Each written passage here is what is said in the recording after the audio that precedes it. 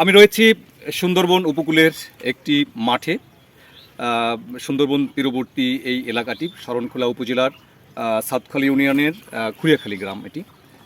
দেখতে পাচ্ছেন আমি দাঁড়িয়ে রয়েছি একটি সূর্যমুখী ক্ষেতে। এখানে শুধু সূর্যমুখী ক্ষেত নয়, এখানে রয়েছে বোরো ধানের ক্ষেত, রয়েছে ভুট্টোর ক্ষেত সহ বাদাম, মরিচ, বিভিন্ন ক্ষেত। আপনাদের জানিয়ে রাখি যে এই অঞ্চলটিতে একসময় একটি ফসল তাও ঠিকমতো হতো না। আমন ধান সে রোপণের পর মানে লবণ জমে মাঠের ফসল মাটি শুকিয়ে যেত, মানুষের দারিদ্রতা ছিল, আর্থিক সংকট ছিল।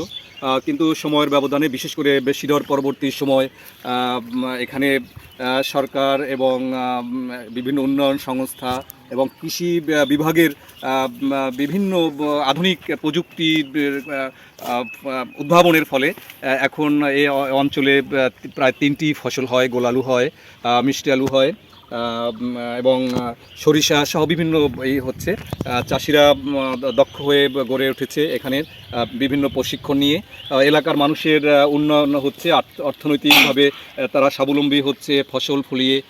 তো কথা বলার চেষ্টা করব এখানের একজন কৃষক, যিনি যুবক আর কি, তিনি সূর্যমুখী চাষ করেছেন। সেই যুবক ভাইয়ের সাথে একটু কথা বলবো যে তারা কিভাবে এই ফসলে ঝুঁকেছেন।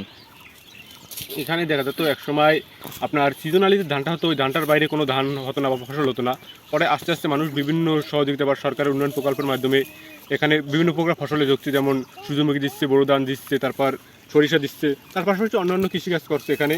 যে এভাবে মাধ্যমে আস্তে আস্তে একজন শুরু করছে, তার মাধ্যমে আস্তে আস্তে আরেকজন উৎসব পাচ্ছে, এভাবে কৃষিটা আর কি ছড়িয়ে পড়ছে এলাকায়। ধন্যবাদ। আমরা এরপরে আপনাদের দেখানোর চেষ্টা করব বোরো ধানের ক্ষেত রয়েছে।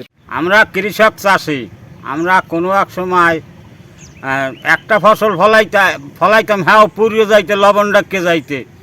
এখন 3টে ফসল আমরা ফলাই, আমরা আগাইয়ে যাইতে আছি। এখন যদি এবছর যদি ফসল আদি দাম ভালো থাকে, তাহলে আমরা উগাইতে সামনে পারবো আর কি। আমরা তো আগে বুঝতাম না এই মাটিতে যে ফসল ফলাইতাম, এখন যদি বই থাকতাম তাও ভালো হইতো না।